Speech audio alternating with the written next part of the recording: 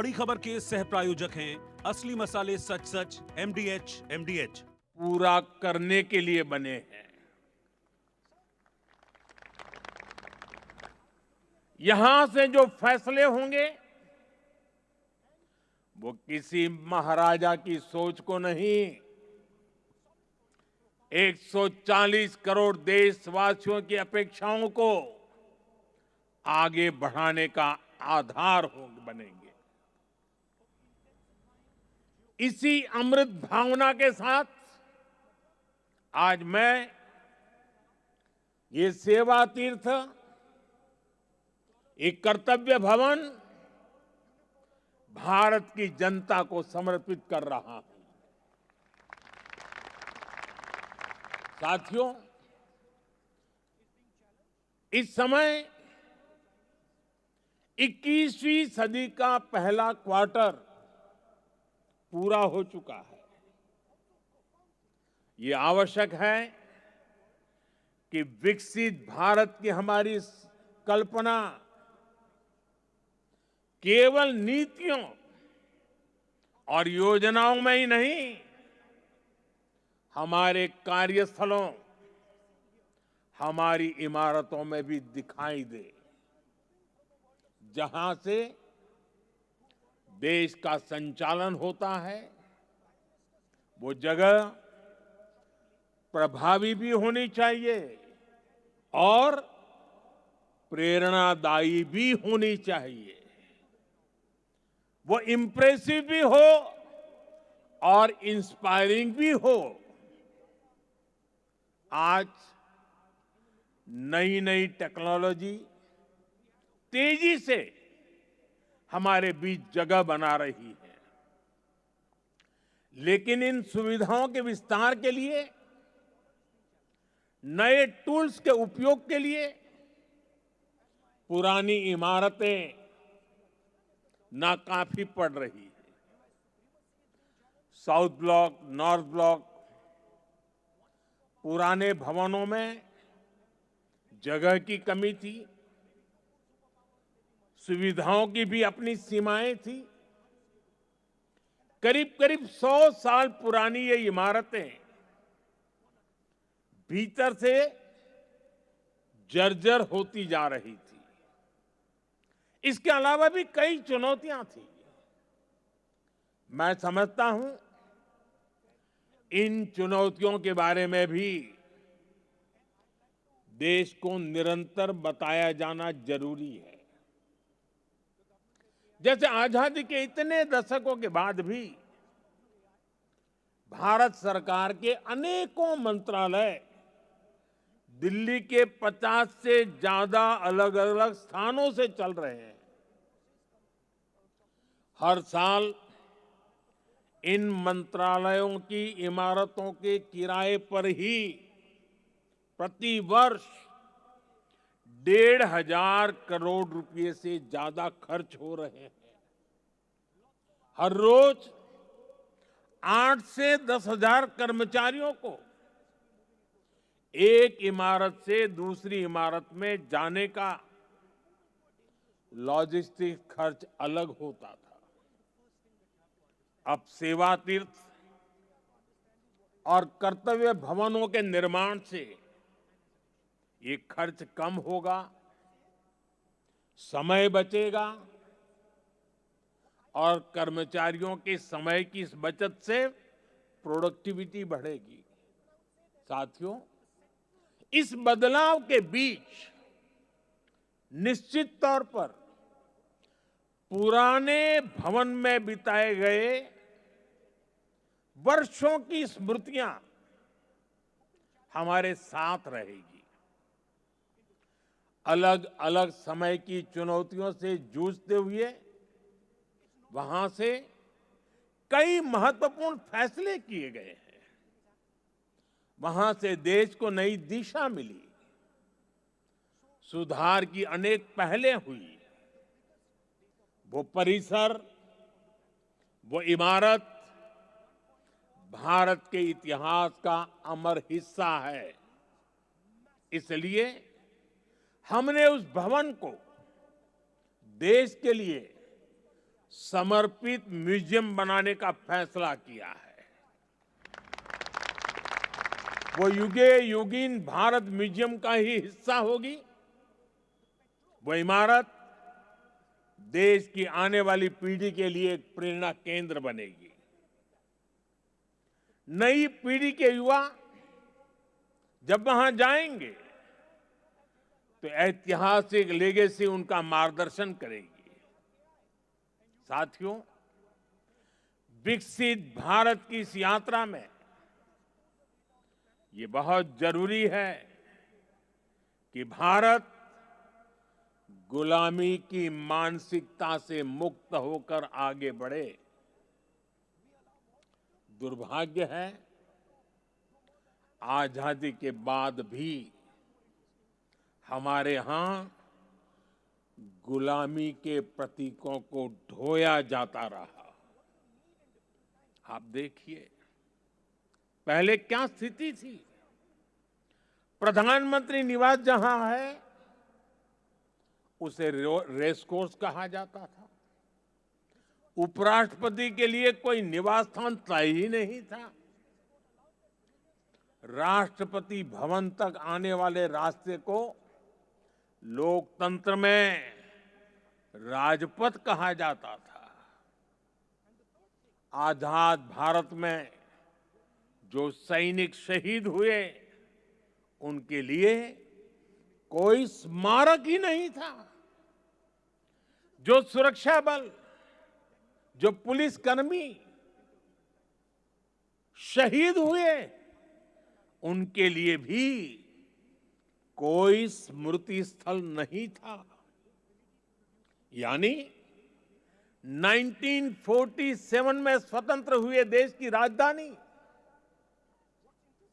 जहां से देश के बड़े बड़े निर्णय होते थे, वो पूरी तरह गुलामी की मानसिकता में जकड़ी हुई थी।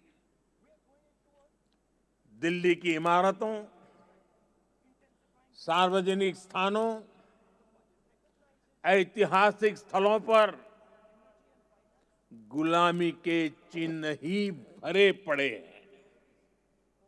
लेकिन साथियों, कहते हैं ना, समय का चक्र कभी भी एक जैसा नहीं रहता।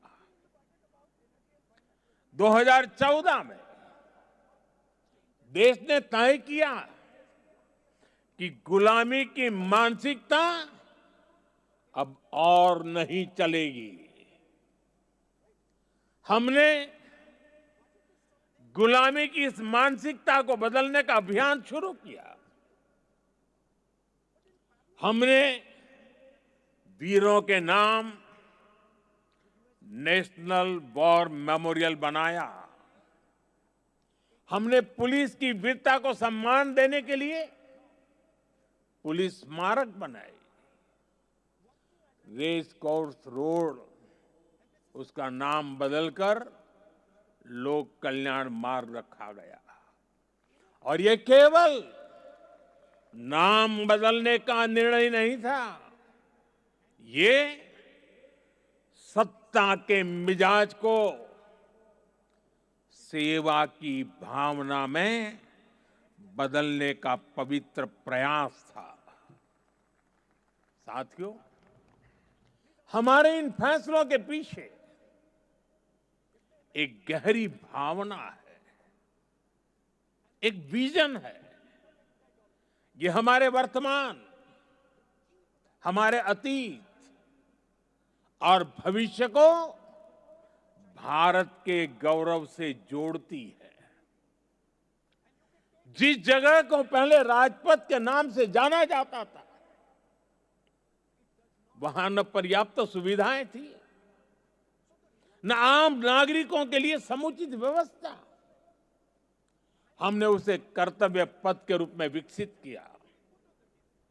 आज वही स्थान परिवारों, बच्चों, देश भर से आने वाले नागरिकों के लिए एक जीवंत सार्वजनिक स्थल बन चुका है। इसी परिसर में नेताजी सुभाष चंद्र बोस की भव्य प्रतिमा स्थापित की गई। लंबे समय तक हमारी राजधानी में अपने महान नायकों की स्मृति को इस रूप में स्थान नहीं मिला था। हमने यह तय किया कि देश की नई पीढ़ी राजधानी के केंद्र में अपने नायकों से प्रेरणा ले। राष्ट्रपति भवन परिसर में भी परिवर्तन किए गए। मुगल गार्डन का नाम बदलकर अमृत उद्यान किया गया। जब पुरानी संसद के पास नए संसद भवन का निर्माण हुआ तो हमने पुराने भवन को भुलाया नहीं। हमने उसे संविधान सदन के रूप में नई पहचान दी। जब अलग अलग मंत्रालयों को एक परिसर में लाया गया तो उन भवनों को कर्तव्य भवन का नाम दिया गया। नाम बदलने की ये पहल केवल शब्दों का बदलाव नहीं है। इन सभी प्रयासों के पीछे वैचारिक सूत्रता एक ही है। स्वतंत्र भारत की स्वतंत्र पहचान, गुलामी से मुक्त निशान। साथियों, नए प्रधानमंत्री कार्यालय का नाम है सेवा तीर्थ।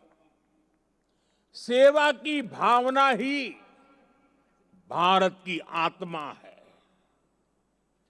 सेवा की भावना ही भारत की पहचान है।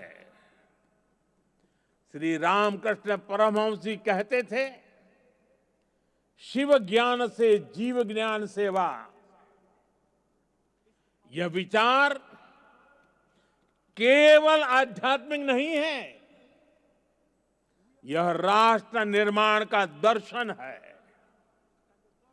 यह भवन हमें हर क्षण याद दिलाएगा कि शासन का अर्थ सेवा है, दायित्व का अर्थ समर्पण है।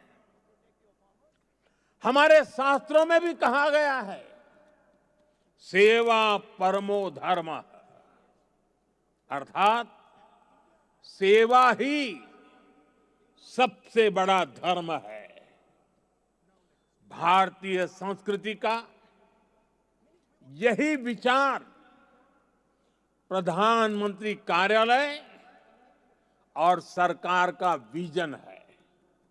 इसलिए सेवा तीर्थ ये केवल एक नाम नहीं, ये एक संकल्प है। सेवा तीर्थ यानी